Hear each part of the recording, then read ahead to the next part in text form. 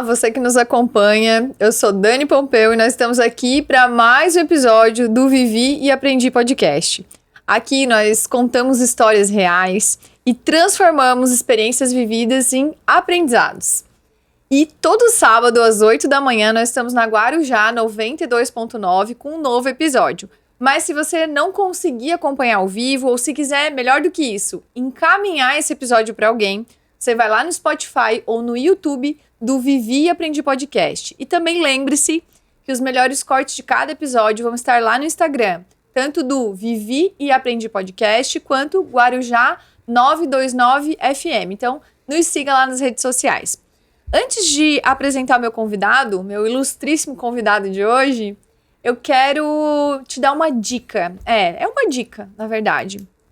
Não sei se você gosta de viajar, se você pretende viajar, se você já viajou muito. Mas ninguém quer passar sufoco na hora da viagem, não é verdade? E você também quer ter aquela pessoa com quem contar na hora que surge algum perrengue, algum problema de última hora. Então eu quero te dar uma super dica. Uma pessoa que eu confio muito, que eu conheço há anos, eu não falaria dela se eu não confiasse, que é o Sérgio Dias e a Lili, da Ideia Operadora de Turismo.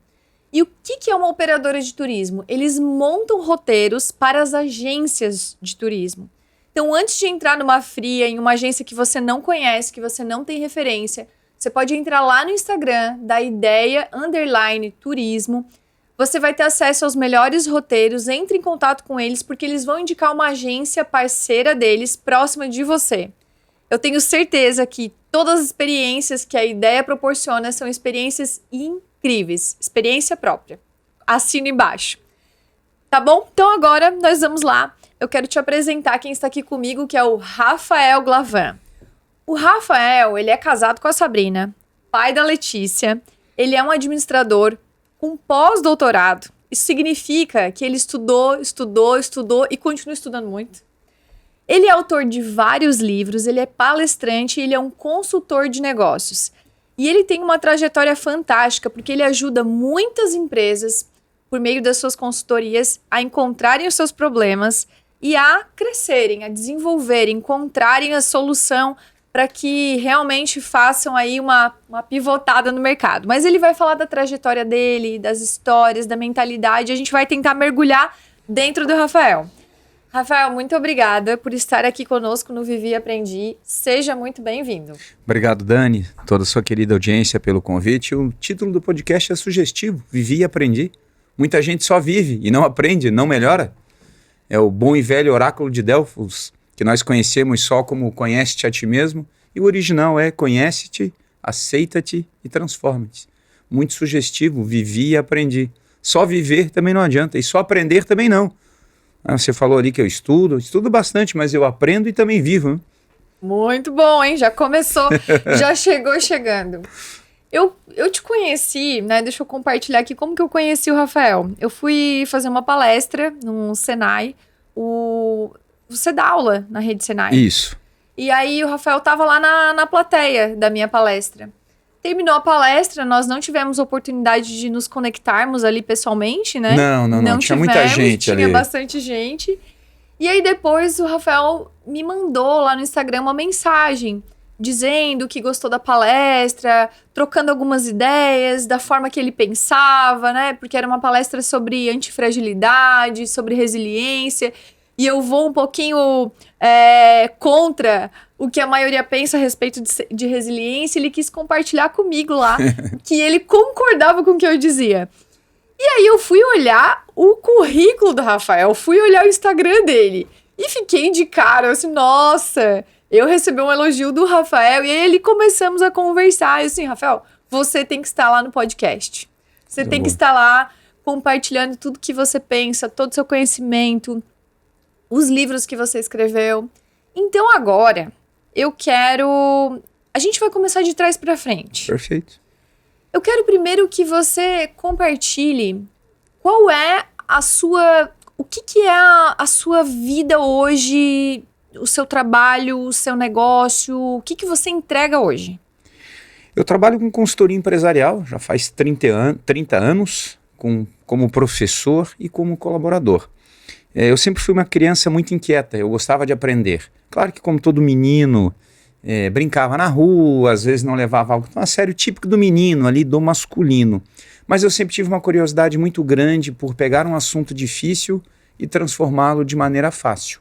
Claro que na escola, o dia que o pai e a mãe assistirem esse episódio, não, mas isso não refletia nas notas. Não necessariamente na escola. Eu sempre gostei de pegar assuntos difíceis e torná-los mais palatáveis, digeríveis, por assim dizer. Quando eu tinha ali 14, 15 anos, isso 92, 93 mais ou menos, não havia jovem aprendiz, eu fui lá e pedi para trabalhar como office boy, trabalhar na empresa de algum amigo do meu pai, e ali eu comecei a ter uma visão muito crítica, uma visão mais ampla. E aí mais ou menos ali aos 17, 18 anos, quando eu resolvi fazer administração, eu pensei, eu não quero só ser administrador, eu quero ter uma visão mais ampla do mundo, da sociedade. E aí eu estabeleci uma carreira, Dani, que hoje é focada em 3 vértices, ou 3 pontos. Então, essencialmente, eu sou um professor.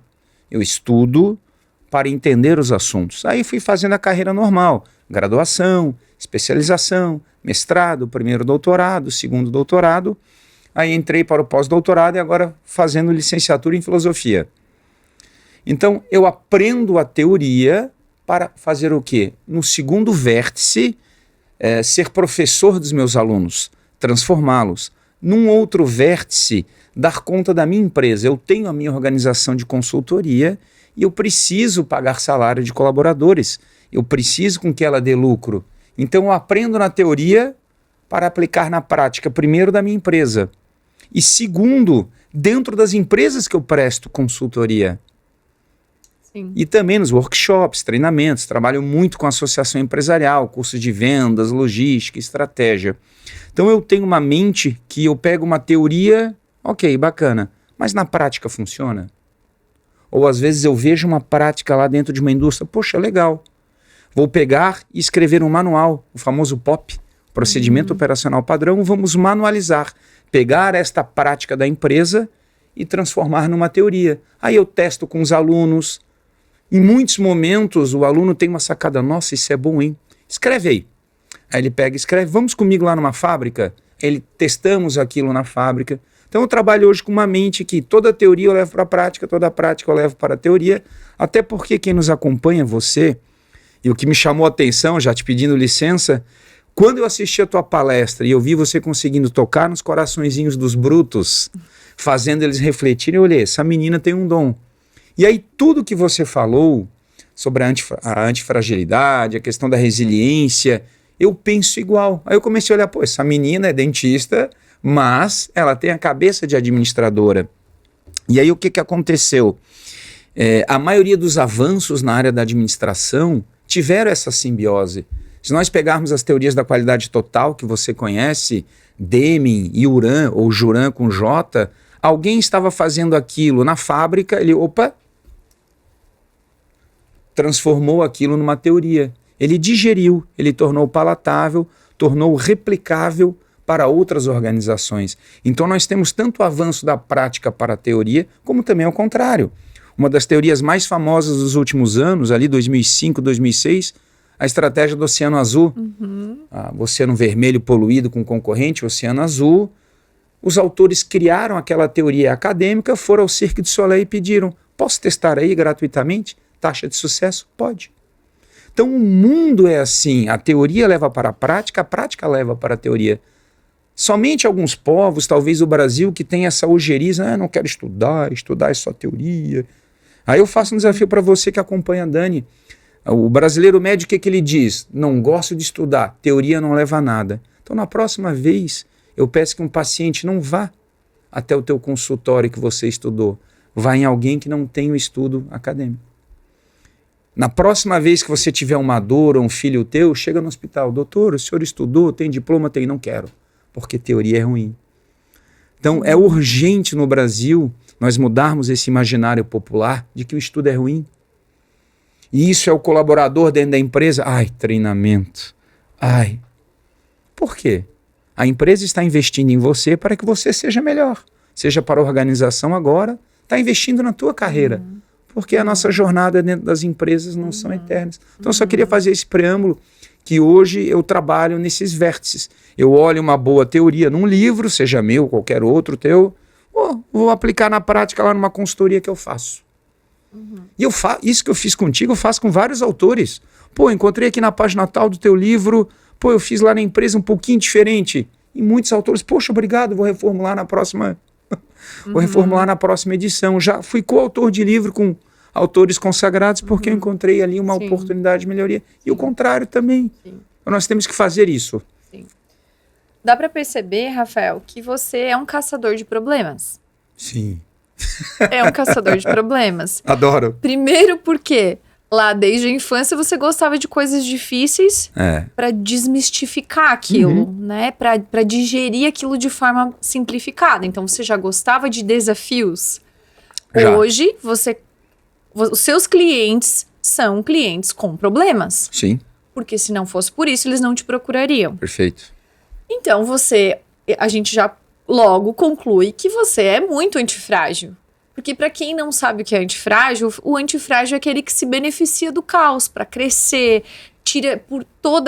por mais que a situação seja desconfortável, ruim, de pressão, de resultado ruim, o antifrágil ele olha para aquilo, ele tira um aprendizado para crescer e evoluir, certo? Então, por toda a tua trajetória, dá pra gente dizer com certeza que você é uma mente antifrágil. Eu queria saber, nessa tua trajetória, nessa tua jornada toda de descobertas, qual foi o momento mais desafiador da tua carreira? Pode ser agora, para uma empresa, pode ter sido numa fase de aprendizado. Aquele momento desafiador que você se viu, assim, realmente numa situação complexa de sair. Complexa de encontrar a saída. E o que tu fez nessa situação? Pode ter sido uma crise, pode ter sido um revés grande. Bom, problemas de saúde, graças ao bom Criador, eu nunca tive. Eu sou da boa e velha família italiana, meu sobrenome do meio é Bianchini, então é polenta, é batata. Nunca tive nenhum grande problema de saúde. Eu passei por alguns momentos aí com rupturas de casamento, dificuldade de acesso a filhos. Isso acabou gerando algumas questões financeiras. E ao mesmo tempo eu estava no meu primeiro doutorado, que era uma área que eu não tinha um grande domínio. Então aquele velho ditado que eu tenho uma vida pessoal e uma profissional, que é um erro. Nós temos uma vida com dois lados, uma dimensão talvez pessoal e profissional. Chegou ali um momento, 2013, 2014, eu tive algumas questões de acesso ao filho de um outro casamento, algumas questões judiciais. Fiquei sem ver o meu filho por um bom tempo e na mesma época eu tinha entrado em um doutorado numa área quantitativa, uma parte estocástica, estatística muito avançada que eu não tinha um grande domínio. Então a minha curva de aprendizado era incipiente, que é até aquela questão que você falou ali do antifrágil. Lá nos anos 80 dizia que a empresa tinha que ser que nem aço, não podia se mexer. Depois veio a metáfora do bambu, que ele ia conforme o vento. Mas seja o aço ou o bambu, está sempre parado. Volta para o mesmo ponto. E quando volta para o mesmo ponto e não cresce, não tem curva de aprendizagem, não tem crescimento. Então, nesse momento ali, Dani, mais ou menos de 2014 a 2016 e metade do ano de 2016, 2 anos e meio, foi uma época assim muito difícil.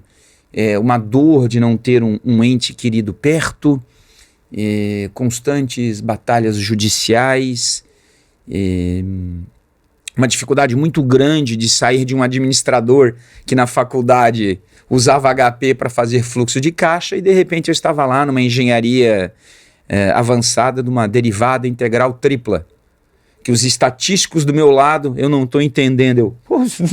Se o estatístico não entendeu, o administrador aqui naufragou já. Então foram 2 anos e meio, 3, acabou levando a um processo que eu tive um infarto.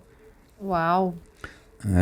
Mas eu consegui resistir, com a força lá de cima, cada um com a sua crença, mas esse foi 2 anos e meio, 3 assim, e claro, a hora que você tem todos esses problemas, você se fecha um pouco mais, fica menos brincalhão, fica mais tímido, calado, por assim dizer. Eu, no meu caso, voltei mais forte para a religião, e aí aquelas pessoas, poxa, por que você está religioso? Aí já vem, as pessoas não te compreendem. Cadê aquele Rafael? Meus amigos de infância, na época já de 35, 40 anos, cadê o Rafael brincalhão? Pô, você chegou aqui hoje, não fez uma piada, não fez o bom e velho bullying com ninguém, o que aconteceu contigo? Aqueles que chegaram, posso te ajudar, foram poucos. Não que os outros não estavam do meu lado, mas talvez como eu tenha sido com alguém, eu só zoava. Eu não entrava na mente, poxa, o que está passando? Posso te ajudar? Então talvez esse tenha sido aí o momento mais difícil, mas que me deu bons frutos, espiritualmente, religiosamente, fortaleceu a minha atual família, a Sabrina e a Letícia, mostrou também para a Letícia que na época em formação, 2014, ela tinha 2016, quando acabou 4 anos e meio, 5, viu o pai sofrer. E existe a jornada do herói, nós temos que humanizar os heróis. O filho desde pequeno tem que ver que o pai é vulnerável, que a mãe tem problema, que pode ocorrer o desemprego, que pessoas podem te fazer mal. É claro que muito foi poupado, ela sabia só pequenos fragmentos, mas ela via um pai que até 3, 4 meses antes de tudo começar estava no chão imitando um bicho e de repente estava lá na sala. Claro que eu evitava o choro, o desespero, não discutia questões pertinentes na frente, mas ela via a solitude, por assim dizer, a quietude do pai. E nesse momento que você estava lá no deserto, né, do deserto emocional, no deserto psicológico, você falou da questão da espiritualidade. Teve algum momento que foi um momento que te marca porque tu sentiu ali a presença forte de Deus? Sim, sim, totalmente. Os momentos que eu fui mais forte foram os piores momentos. Os momentos em que tudo tinha dado errado. Tudo, assim, perdi o processo, multa em cima de multa, e sem acesso ao ente querido, e aí você ficava triste, quieto, um amigo não sei o quê, e às vezes a esposa, eventualmente a Sabrina, que foi um anjo, obrigado meu amor por ter ficado do meu lado, via eu quieto, poxa, você não é mais o mesmo, às vezes até como desabafa, a esposa sente falta do marido. Sim. Minha filha também, meu anjinho, então, assim, teve dias que eu olhei assim, nossa, tudo errado. E naquele momento eu sentia... Tem uma frase muito boa, respeitando a religiosidade de todo mundo, de São João da Cruz, que ele sempre dizia o seguinte: quando te achares sofredor, quando pensares estar sofrendo, olha para a cruz e cala-te. É algo assim, não pode mais dizer grosso, é rústico, né? E aí, olha para a cruz e cala-te. Eu olhava assim, rapaz. Então assim, nos momentos mais difíceis, quando eu não via... Claro que nos dias que era uma ou outra coisinha que não... Parece também que foram anos... Não, tinha os desafios, sim. Mas nos momentos assim que pessoalmente não estava legal, profissionalmente, aí infarta, estava com 147 quilos. Nossa. E aí estava ruim comigo. Aí eu parava assim, lembrava de São João da Cruz. Não. Como que essa fase te lapidou hoje? Quem tu és hoje? Como é que eu posso te responder? Eu desenvolvi uma compreensão ao momento dos outros. É claro que quem aqui é meu aluno, quem é treinado por mim dentro de uma consultoria, dentro de uma organização, em uma associação empresarial, sabe que às vezes eu sou exigente. É aquela velha frase do Shinya-shi, que nós precisamos de guerreiros, mas de guerreiros amorosos. Então antes eu era muito, muito, muito brincalhão. E sério, competente, fazia, mas eu era brincalhão, só que eu não enxergava o lado do outro. Passado aí a névoa, eu voltei a ser brincalhão e descontraído. Só que com um senso de aferimento, como um tacógrafo. Pô, aqui eu não vou brincar. Aqui eu vou... Não, nunca passei do limite jamais, mas não é o momento. Uma intuição do Espírito Santo, não, hoje não é o dia para brincadeira. Então me fez melhor, me talhou, né? Me talhou no sentido que eu voltei a ser o Rafael de antes, porém com uma... Agora os meus amigos que vão ver o podcast vão zoar. Geralmente quando alguém fala sensibilidade, os meninos já começam a brincar. Eu desenvolvi uma sensibilidade, uma percepção que eu não tinha.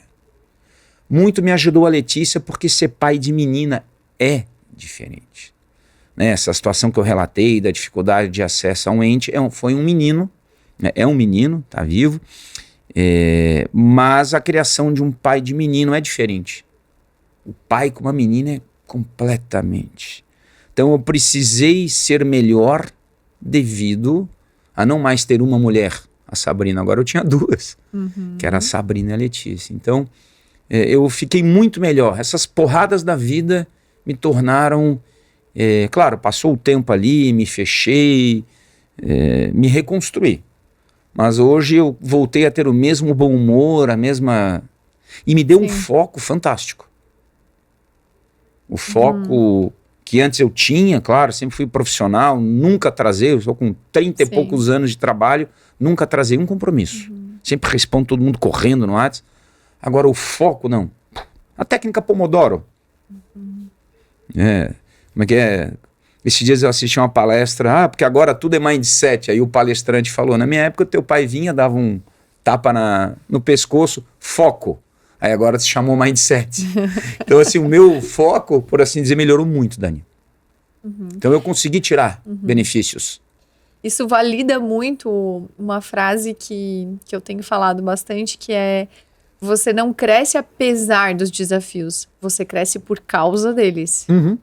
Então isso valida tudo que a gente acredita. Perfeito. E nessa jornada surgiu também o Rafael, o escritor. Isso. Por quê? Que livros foram esses? Sobre o que você escreveu?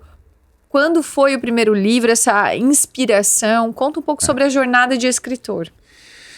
Dani, como professor eu vou sempre contextualizar. Peço a vênia aí.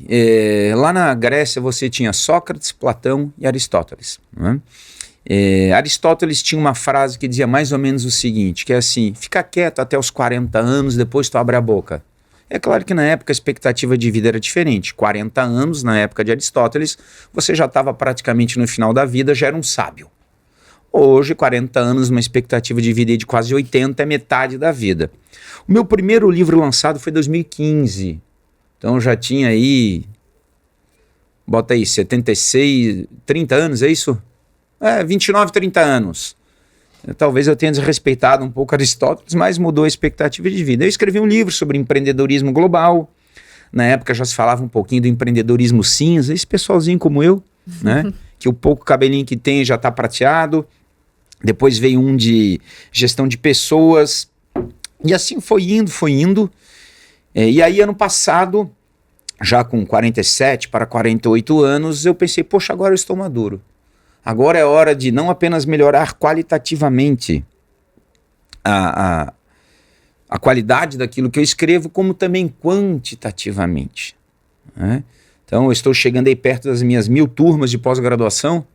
Estou aqui na 995, até anotei.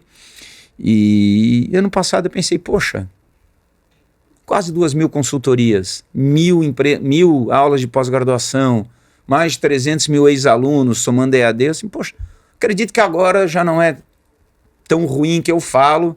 E o pessoal começou a pedir, professor, eu tinha dado muitos cursos de KPI, OKR, indicadores, escreve um livro.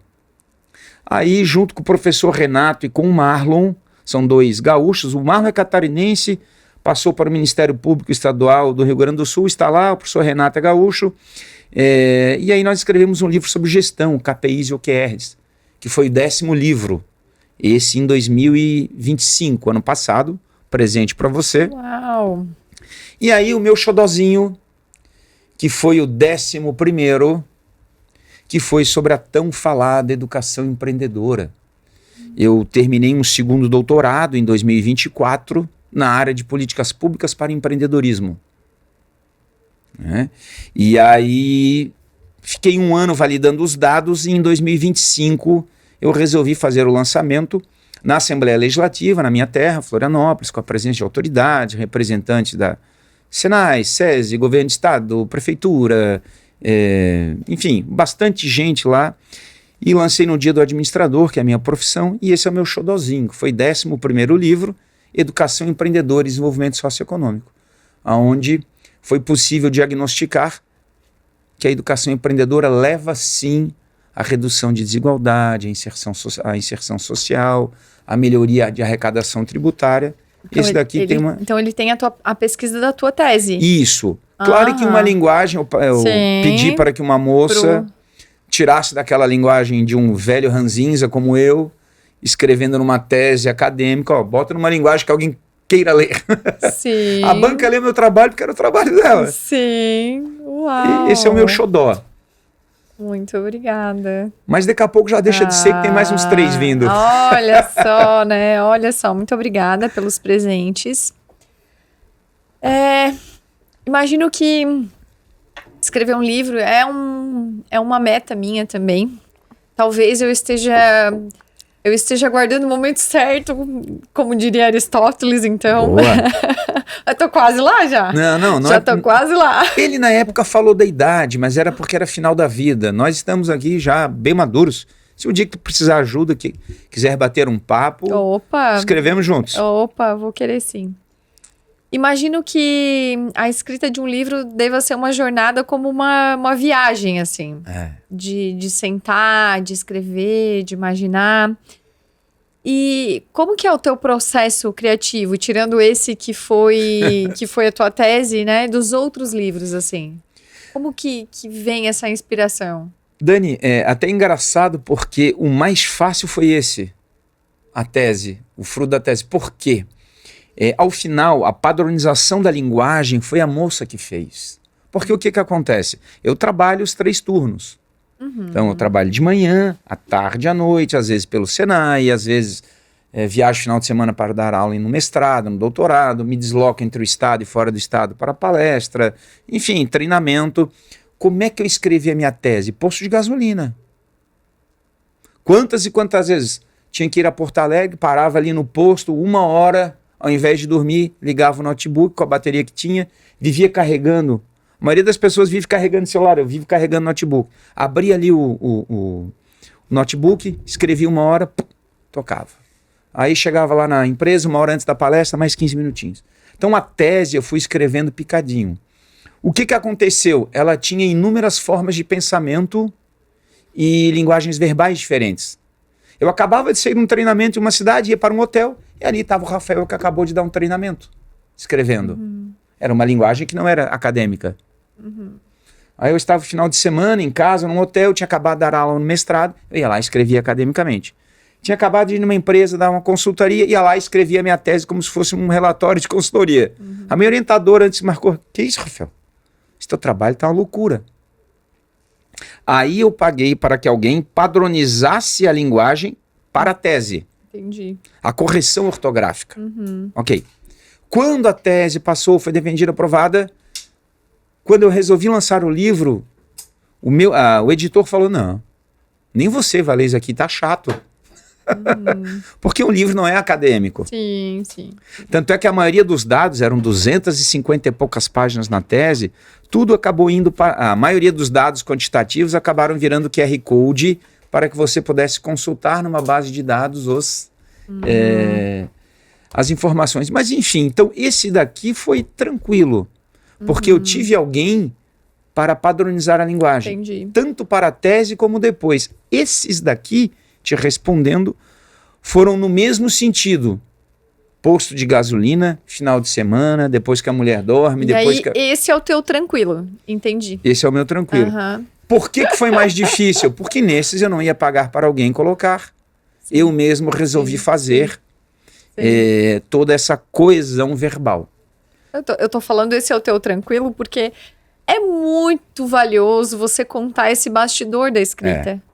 Porque aquele ditado popular que rapadura é doce, mas não é mole, é muito bom ter 7 livros publicados.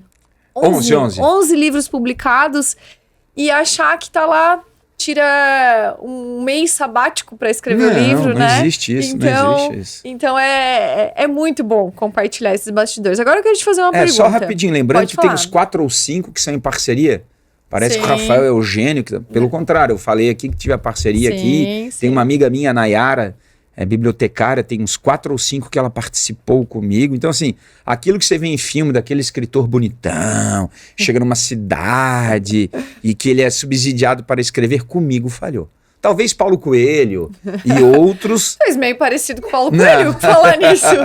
Fisicamente. Olha, não sei se não quis dizer que eu estou meio velhinho e acabado, falta né? o cabelo, mas é parecido. Então, assim, aquela ideia de filmes e de que... Não é. É suado, é de madrugada, pelo menos comigo. Eu quero te fazer uma pergunta que eu não sei se você já parou para refletir nisso. Eia. Das suas palestras, dos seus workshops que você dá para empresários, para acadêmicos, qual é aquele insight, aquela epifania, aquela virada de chave para o povo entender o que é? Que as pessoas normalmente têm alguma virada de chave importante ao assistir um workshop, ao assistir uma aula, uma palestra de um tema, por exemplo, de gestão, que é comum as pessoas terem, porque elas assistiram tudo aquilo e elas enxergaram algo que era tão óbvio na frente delas, mas elas não tinham parado para refletir. Vamos lá. Lá em 1954, Peter Drucker lançou a APO, Administração por Objetivos. Ali nos anos 70, você veio a GPD, Gerenciamento pelas Diretrizes, muito trabalhado pelo professor Falcone. Finalzinho dos anos 80, 90, Kaplan e Norton, nessa sequência lógica, foram para o Balanced Scorecard, o BSC. Lá na base do Drucker, e em especial no gerenciamento pelas diretrizes, você aprende a questão de causa e efeito, que é a qualidade total. Tradicionalmente nós dizemos, qual é o teu problema? Falta de. Quando eu te pergunto, Dani, qual é o teu problema? Se você me responder, Rafael, estou com falta de dinheiro. Falta de não é problema. Falta de é efeito. Você está com falta de dinheiro como efeito, como consequência, ou porque ganha pouco, ou porque gasta muito. Tem gente que talvez ganhe pouco e gaste muito, que é reeducação financeira. Qual é o teu problema? Estou com falta de motivação. Não, para aí. Existe alguma causa ou algumas causas que te levam ao efeito ou à consequência de estar sem motivação. Então as pessoas confundem muito falta de como se fosse o problema. O problema é a causa, falta de é a consequência ou o efeito. Mas o que isso muda? Não são apenas palavras, não. Porque se eu digo que eu estou com falta de e acredito que aquilo é o problema, eu vou tentar resolver no ponto errado. E aí eu vou ficar sempre aonde? Onde é que eu vou ficar? Gastando tempo, recursos, contratando pessoas. Vamos dar um exemplo aqui. Eu estou com falta de vendas. Vamos imaginar aqui, você que está nos escutando, eu estou com falta de vendas. Falta de nunca é problema. Problema é a causa. Falta de é sempre o efeito, a consequência. Aí você pensa, eu estou com falta de vendas. O que você pensa? Falta de vendas. Então, se falta de venda é o problema, eu vou fazer mais propaganda para ter mais vendas. E aí, talvez o verdadeiro problema seja ter um mau atendimento. Teus vendedores não conseguem atender bem 50 clientes. Aí você faz uma campanha, vão 200 pessoas na loja. Se não consegue atender 50, não vão conseguir atender 200. Ou às vezes, eu estou com falta de vendas, eu vou comprar mais produtos, vou fazer mais promoções. Mas talvez ninguém queira entrar na tua loja porque ela é feia por fora. O crediário seja ruim, o atendimento não seja eficiente. Enfim, você precisa descobrir qual é a verdadeira causa ou as verdadeiras causas que levam ao efeito. Então, uma dica para você, falta de nunca é problema. Falta de é sempre efeito, consequência. Enquanto você não entender qual é a causa, que é o verdadeiro problema, você vai ficar aquilo que nós falamos na consultoria serrote. Há uma diferença clássica entre mudança e melhoria. Mudança é tirar algo do ponto A para o ponto B. A cada 4 anos muda o prefeito. Para alguns é uma melhoria, para alguns é apenas uma mudança. Mudança é simplesmente uma alternação. Melhoria é quando aquilo traz um resultado. Então, quando eu fico trabalhando na falta de, gastando tempo, a gente fica no serrote. Qual é a metáfora do serrote, Dani? O serrote vai e volta para o mesmo lugar. Espero que para o mesmo lugar, que se voltar muito, arranca o dedo. Então o serrote ele vai e ele volta. O que seria a ideia de evitar o serrote? É fazer a melhoria escada. resolve esse problema, enfrenta o próximo problema, padroniza o processo, vai.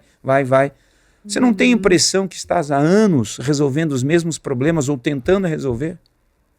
Passa na frente daquela loja na tua cidade, troca de vendedor todo mês, já mudou de nome, já botou placa sob nova direção, já mudou o layout, já mudou de nome, já botou razão social, já patrocinou no Facebook.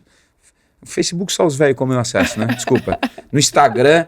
E não entra ninguém, não vende. Então, assim, a mudança é mudar, melhoria é trazer resultado. Então, essa virada de chave, seja com empresários, seja com alunos, seja com treinamento em associações empresariais, quando eles percebem, puxa, eu estou trabalhando no efeito, não na causa. Estou há anos gastando dinheiro, tirando o sonho das pessoas de trabalhar aqui. Aí, claro, tem ferramentas de mapeamento de processos, localização da verdadeira causa. Aí não é só identificar e se resolver por mágica. Essa geralmente é uma virada de chave interessante. Teriam várias outras, mas Sim. essa seria a principal. É uma brincadeirinha aqui. Eu gerencio o meu peso, acho que desde antes de nascer. Ano passado eu estava com 114, 115. Agora estou aí no 87. Nossa! O que geralmente faz? Eu tô gordo. O que você faz? Vai lá e emagrece. O estar gordo é a causa ou é o efeito, Dani? Estar gordo é efeito. Efeito. Hipócrates, o pai da medicina, se você é médico, você faz o juramento de Hipócrates. 400 anos antes de Cristo, pouco mais, um pouco menos, Hipócrates já disse, daí a correta alimentação e o devido balanceamento de exercício físico. Acabou. Hipócrates foi aquele que criou todas as teorias do colérico, me ajuda agora. Fleumático, sanguíneo. Depois isso veio para Galeno, alguns séculos depois, e hoje a Igreja Católica usa muito, e outros aí. Então, a questão já foi sacramentada pelo Hipócrates. Agora aparece um escritor, nossa, escrevi um livro aqui, ó, é só comer bem e se exercitar. Isso eu sei. Por que a galera tá tudo na canetinha? A hora que parar de usar a caneta trata o quê? A causa ou o efeito? O efeito. O efeito. A hora que parar a caneta, o que acontece? A fome volta, não tem exercício, engorda. Então a vida inteira eu tratei o efeito. Estava gordo, subia na balança, Jesus me ajuda. O que eu fazia? Parava de comer. Tratei o efeito, momentaneamente deu. Meses depois, churrasquinhos, cervejinhas, pão de alho. E aí voltava, porque eu tratava o efeito e não a causa. O que é reeducação alimentar? Tecnicamente é tratar as causas. Basicamente é isso. Essa virada de chave é interessante. Sim. Rafael, tu é assim, papo reto, né? Sim. É assim, papo, não tem muito mimimi, assim. Não. Tá. Isso que eu tô na versão mais sensível, como eu disse. Não tem muito mimimi. Quando você fala assim, um grande ensinamento é controlar a cólera. Você fala isso. Falo. O que você quer dizer com controlar a cólera? O que isso tem a ver contigo mesmo? Nós vamos entrar aqui em várias searas, algumas não tão científicas, outras não tão acadêmicas, mas no senso comum estamos num bom bate-papo. Vamos falar de signos. O meu é o Sagitário. Qual é o símbolo do Sagitário? Não entendo nada de signo. É o meio homem, meio cavalo. Sagitário é o teu melhor amigo no lado homem. Mas quando atiça o lado cavalo, sai de perto. Metade do Rafael é serrano, com aquela toda ideia, né? Minha mãe é de São Joaquim, saiu lá no início dos anos 60, foi para a Universidade Federal, conheceu meu pai Manezinho ali na UFSC, e aí constituiu a família. Então, assim, falando aqui, lembrando, não tem nada de científico nisso, eu estou caracterizando o Rafael, ou caricaturizando, né? Fazendo uma caricatura. Então o Rafael tem um lado Sagitário, acreditando você ou não. O Rafael tem um lado serrano, que tradicionalmente é visto aí num preconceito, não é preconceito, é um preconceito, que é mais ríspido, né? E foi criado no meio dos anos 70 e 80, bullying na rua. Então eu não tinha muito a questão da sensibilidade. Nunca fui alguém explosivo, nunca fui alguém brigão, mas eu sempre tinha muito dessas brincadeiras, das zoações, e às vezes eu posso ter ofendido alguém. Não intencionalmente. Então, minha mãe brincava muito comigo quando era pequeno. Controla os teus rompantes. Tal qual uma barragem se rompe e vai inundando tudo, a mãe dizia que eu tinha os rompantes. Quando você vai fazer lá o colérico, o sanguíneo, o fleumático e... Me ajudem, plateia. Colérico, sanguíneo, fleumático e... Geise, pesquisei para ajudar os universitários. Você tem o colérico, você tem o sanguíneo, o fleumático e o... Enfim. Melancólico. E aí... Quando eu comecei a estudar o assunto, lá com 16, 17 anos, lá no início da faculdade, lá, gestão de pessoas, 18 anos, e aí dizia que eu era colérico. Então você junta temperamento colérico, descendente de serrano, sagitário, lembrando, eu nunca fui brigão. Isso sempre foi uma característica que unia diferentes povos, diferentes raças, diferentes tribos, sempre fui, mas às vezes com uma namorada, não é violência, pô... Ou às vezes até quando alguém vinha me dava uma bronca, porque nem sempre o colérico ele é aquele que explode e que bate. Às vezes é aquele que não reage bem com ele mesmo, que se cobra em demasia. É isso que nós temos que entender. É claro que existe a figura dos coléricos que explodem, que eventualmente agridem verbalmente as pessoas. E lógico, ao longo da vida eu devo ter feito isso com alguém. Quando eu identifiquei, fui lá, pedi desculpa, reparei o erro. Mas em muitos momentos até, a Dani aqui tá me incomodando, eu levanto e vou embora. Isso é um ato colérico. Tá numa reunião, as coisas não estão se decidindo. Eu não tô com paciência, eu tenho que trabalhar. Levanta e vai. A colericidade, o colérico não precisa te agredir verbalmente ou muito menos fisicamente. Às vezes, vai incomodar outro, vai. E sai. Bem manezinho, e sai. Você morou lá, você sabe. Então o colérico é isso, é controlar os impulsos. Eu tive o prazer de conversar, a única vez na vida que eu fui chat, conversei por, 18 segundos com o Peter Drucker. Uau! Já idosinho ali na HS Management, lá 2001, 2002, São Paulo, eu, please Peter, please, give me one advice, I'm a big fan of it. Aí ele basicamente falou em inglês, one mouth, two ears. Eu perguntei pra ele, eu sou teu fã, ele, uma boca, dois ouvidos, eu... Ali eu entendi. Falar menos e ouvir mais. Então, o controlar a colericidade é você saber que as tuas ações são espelhos. Para a tua filha, para o teu filho. Não que eu seja perfeito, pelo contrário. É que durante muito tempo da minha vida eu vou tomar a decisão desse jeito e pronto. Eu pensava que as consequências seriam basicamente para mim. Quando algumas consequências da vida têm um impacto espiritual. Aí depende da tua crença, da tua religião, ou da tua não religião, enfim. Impacta na tua mulher, na tua filha, no teu futuro, perante os amigos, os colegas. Então, assim, nós somos espelhos. Todos nós. Então, assim, controlar a colericidade é saber que, até numa conversa com um amigo, você tem que dar um pouquinho mais de você de exemplo. E a vida foi muito boa comigo. Se eu olhar hoje aqui com 49 anos, passando pelo que eu passei, poxa, 2 doutorados, fazendo um pós-doutorado, estudando, a vida me foi muito boa, nunca fui rico, nunca passei dificuldade, o que eu vou deixar de legado, né? Então assim, controlar a colericidade é uma das formas que eu encontrei, lendo ali a história de alguns abençoados que viveram ao longo da humanidade, muito melhores do que eu, São Clemente Hofbauer, São Francisco de Sales e outros, próprio Jesus, São João da Cruz. Poxa, os caras sofreram, nunca abriram a boca, nunca reclamaram. Eu às vezes saio de uma empresa, não me valorizam tanto, o aluno não prestou atenção, não sei o quê. Você fica reclamando. Aí eu parei, a primeira mudança foi, vou parar de reclamar da boca para fora, vou reclamar aqui dentro. Depois de um tempo eu comecei a ver que aquilo me deixava mais nervoso, me tirava o foco, vou parar de reclamar aqui dentro. E as coisas fluíram. Pô, mas demorei 49 anos. Poderia ter aprendido um pouquinho antes, né? Um pouco antes, né? Lento. Eu vou te fazer uma pergunta provocativa, porque eu acho que... Porque eu acho não, eu tenho certeza que tu vai além. O que na vida ou no estilo de Jesus é uma característica...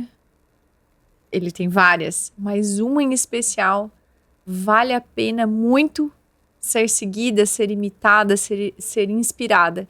Se fosse para escolher uma característica dele, do que ele foi, do que ele representou, o que você acha que seria o mais importante? Eu tenho evitado falar muito, tenho evitado falar em Jesus, em religião, porque às vezes tem pessoas que não professam a mesma fé que eu, não sei eventualmente a extensão do teu público. Mas independente de religiosidade, como uma pessoa que ele viveu. Como uma pessoa, o que eu vou te dizer?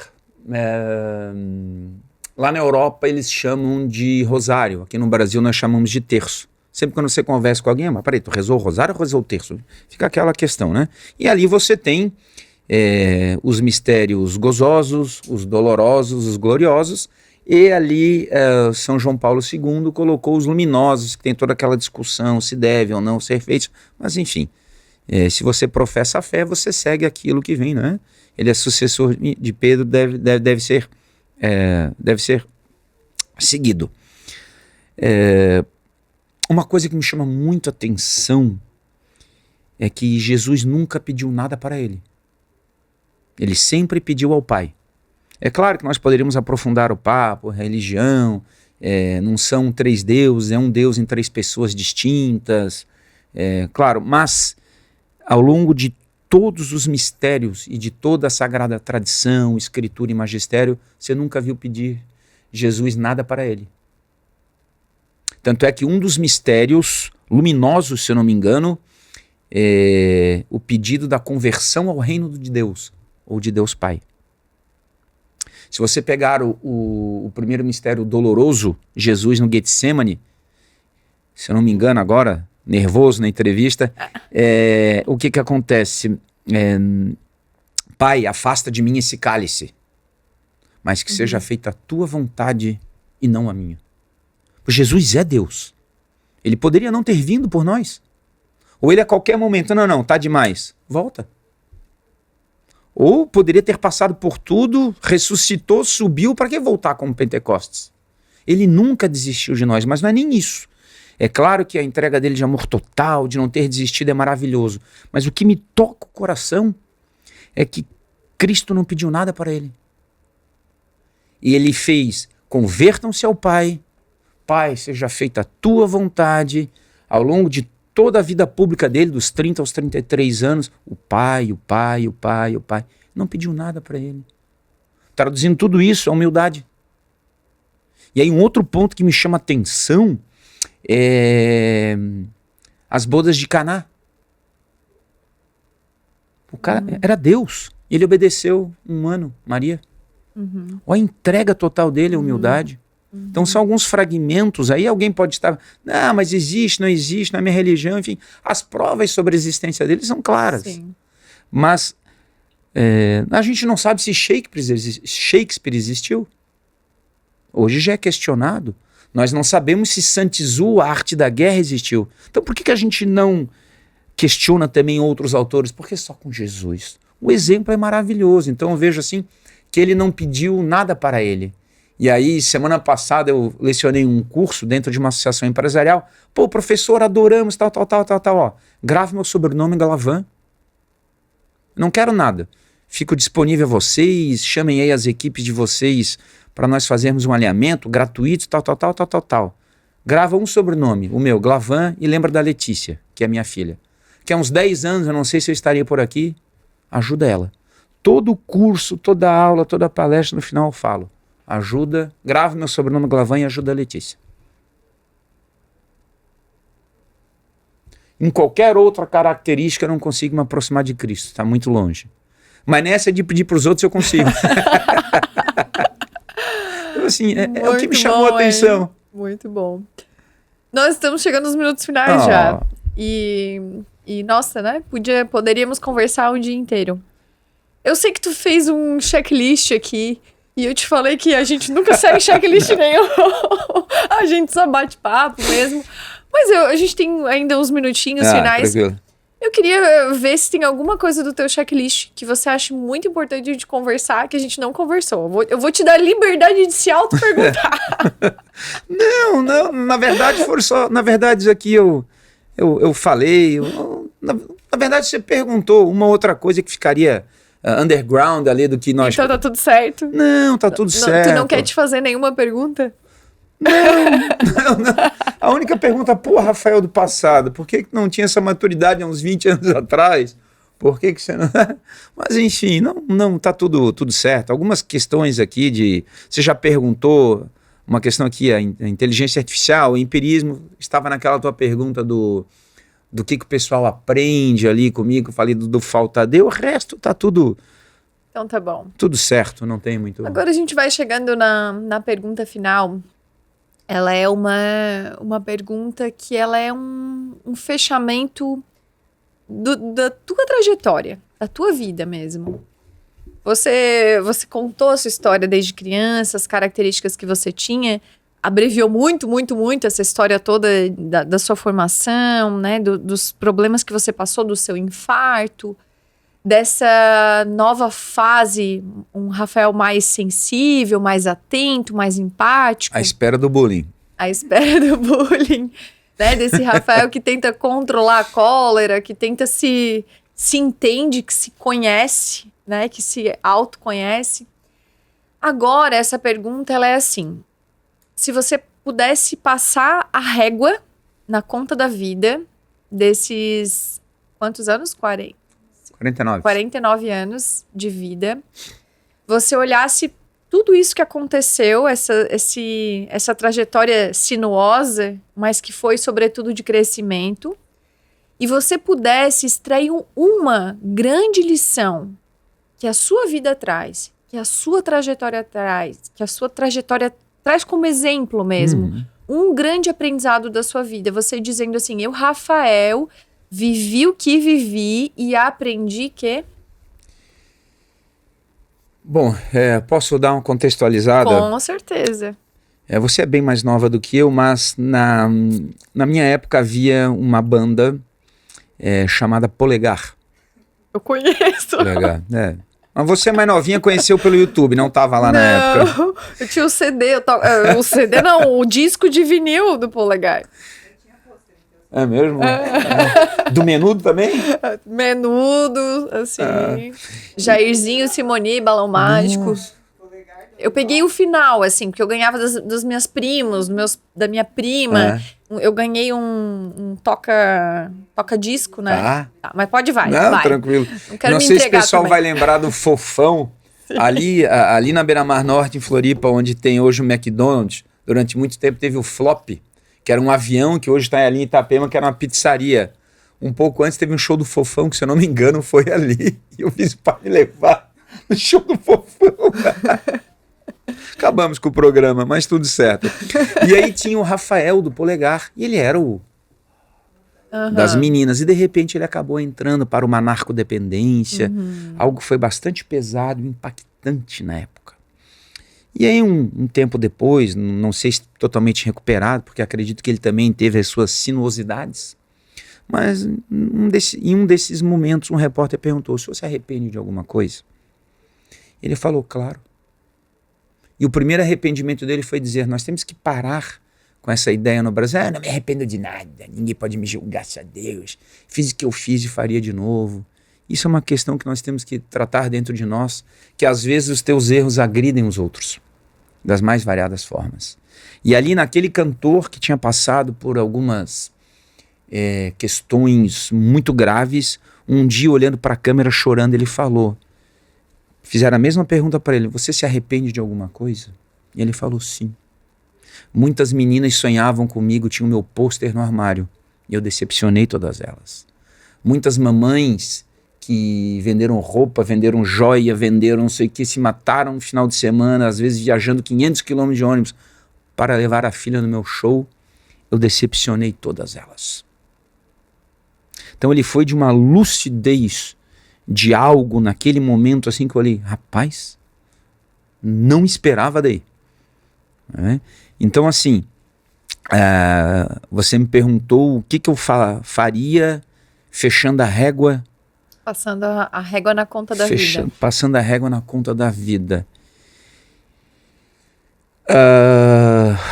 Olha, não esperava por essa. Mas de maneira sincera, o que eu faria passando a régua na vida? Eu voltaria para São João da Cruz. confia. Confia e vai. Isso que eu passei, a vida me foi muito boa. Com todas essas dificuldades que eu passei, ela me foi excepcional. Ela é excepcional. Então eu confio assim plenamente que tudo que eu passei, aí cada um entenda da sua forma, eu precisava passar. Se hoje eu estou nessa fase, à espera do bullying mais sensível, se eu estou numa versão melhorada, eu só aprendi com o sofrimento, como você falou. É claro que eu era um cara bacana, legal, querido, muitos amigos em várias partes do estado, sempre fui uma pessoa do bem. Nunca fui brigão, nunca fiz mal a ninguém. Eu sempre tive isso comigo desde pequeno, eu sempre preferi ser o cara que foi sacaneado, isso em empresas, em rodas de amigos, do que aquele que sacaneou. Muitos até dizem, Rafael é bobão, pode enrolar, pode enganar. Eu sempre preferi ser aquele feito de trouxa do que fazer os outros. Foi uma escolha minha. E passando tudo isso, o que eu tenho a certeza? Que eu só me tornei melhor por causa de tudo isso. São aqueles velhos ditados, hora do navio, hora do avião. Certamente os aviões estacionados no hangar estão mais seguros, mas eles foram feitos para isso.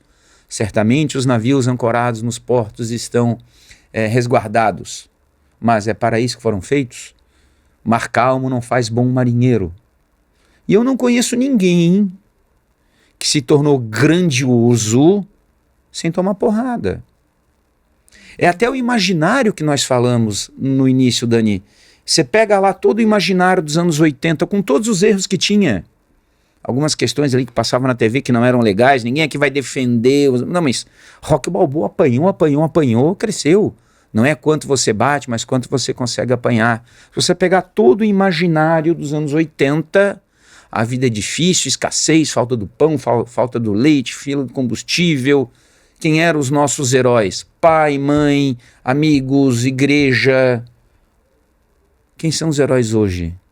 Não vou falar o nome, mas aquele tigre pequeno? Quem são os heróis hoje? Nós estamos em uma cultura que é proibido sofrer. Tudo tem que ser maravilhoso, tudo tem que ser lindo, a vida perfeita no Instagram. Não que o que é belo não tenha que ser mostrado. Mas, então assim, fechando a régua da vida, sinceramente, agora vou abrir meu coração. Sofri foi pouco. Por tanto de bem que eu tive, vamos botar aí 4 anos de sofrimento, são 45 anos de coisas maravilhosas. Quando eu falo sofrimento é grande, não estou falando faltou dinheiro na conta, briguei com a esposa, não. Estou falando dor mesmo, extrema, que foram 3 anos e meio, 4, de escuridão, contra 45 que tudo deu certo, nunca passei dificuldade. Então se eu fosse, como você disse, passar a régua, olha para a cruz, fica quieto, Rafael, agradece que foi maravilhoso. E fechou bem a conta, hein? Fechou bem a conta. Gostei desse raciocínio, hein? Tenho certeza que vai fazer muita gente refletir. Vai fazer sim. Eu quero te agradecer por ter ficado conosco até o final desse episódio. As tuas redes sociais, obrigada, Geise. Como que as pessoas fazem para te acompanhar, para te contratar? Pode aproveitar esse espaço aí rapidinho, então que a gente tem mais um minutinho. Meu nome é Rafael Glavan, não sei se vai ser nos caracteres, mas Glavan é G-L-A-V-A-M, de Maria, Glavan. Até lá na rua, em homenagem ao meu avô, em Cacupé, Haroldo Soares Glavan, tá com N. Muita gente acha que é com N, mas é Rafael Glavan. Se você colocar no Google, vai ao site, lá no site vai abrir o botãozinho do WhatsApp, vai falar direto comigo, ou vai no Instagram, me chama inbox, que eu precisar, e vamos juntos transformar a nossa nação. É isso aí. Obrigado, Dani. Obrigada também. Você já sabe, nós nos vemos todo sábado às 8 da manhã na Guarujá 92.9. E faz uma coisa. Quem que você lembra agora? Quem que vem na tua mente após ter assistido esse episódio? Sabe o que você faz? Encaminha esse episódio para essa pessoa. Eu tenho certeza que vai trazer alguma lição, alguma mensagem que precisa ser ouvida, tá bom? Tchau! Eu te vejo no próximo sábado. Até mais!